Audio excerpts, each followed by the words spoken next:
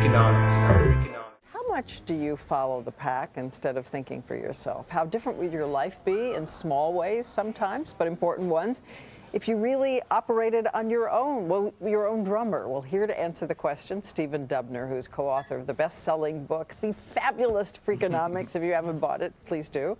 He has a special talent for looking at questions in a whole new way. Stephen, good to see you. So good morning. This one came about because you found that you were just following the pack. That's true.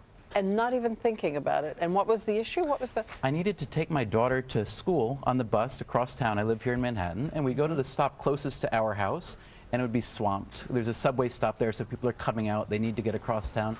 And so what you'd see is that even if a bus pulled up and it was empty, you might not get on for 2 or 3 or 4 buses. There were so many people getting there. So this wouldn't do. I'd get to school, we'd have to stand up, we'd get crunched, or peanut butter sandwich would be turned into a pancake, we're getting smushed.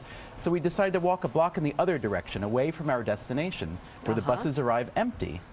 Look at the difference. And that works just fine. We do that every morning. So it takes 2.5 minutes or so to do it, but it's a nice little walk with my daughter.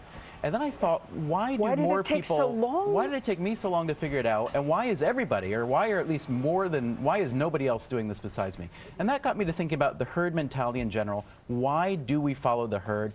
And what are some other instances in life where we do it? Okay, here's one. The art world, right? Someone says it's a fabulous painting, right. And we secretly couldn't tell the difference if it's a fabulous painting or if it's by a kid. Exactly. And yet we go along with it. So we're going to put a test to our wonderful panelists over here, the 5 of you. One of these is a world-famous painting and painter. Another one is by a 4-year-old. Okay, those of you who think the 4-year-old painting is A, raise your hands. Which one do you think is the 4-year-old?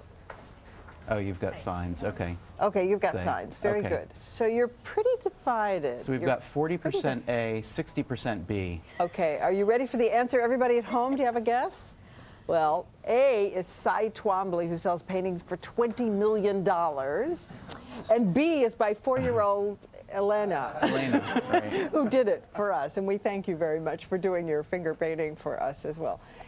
Why do we do it? Why don't we just say, I actually this prefer is B ridiculous? too. I like Cy Twombly, but that was not one of his better works. Elena, I think, has some promise. Yeah. Yeah. I mean, if you think about painting's a really interesting example. The people who decide which paintings we all think are good is really a very small herd. There's probably a couple thousand people around the world who have the power to tell us what will be successful and prominent. But if you take a Cy Twombly out of MoMA and put it on the street, and there's somebody selling street art for $50, it doesn't get a second look. Okay, same for bottled water. Everybody drinking bottled water these days, and claiming, a lot of us, that we can tell the difference between bottled and tap. All right, take your test over there. All right, they're drinking their A cup. A cup, B cup. All right, so identify the bottled water. So someone there is very confident in the middle. Interesting. So the guy in the middle here, where are you from? Texas. Texas. Well, that's what Texas. They just know what's going on with the water.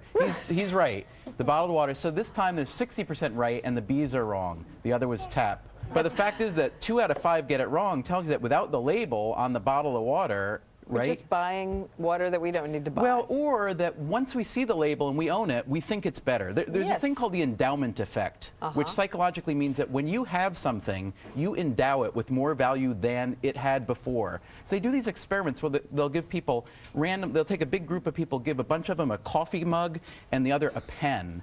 And then they ask them later how much they would sell it back for. The people who have the coffee mug think the mug is more valuable. People who have the pen think the pen is more valuable. It's because I own it that it's more valuable. And that's kind of what happens with a label on a bottle of water. But you really help your life, bottom line, final sentence, you help your life if you break from the herd.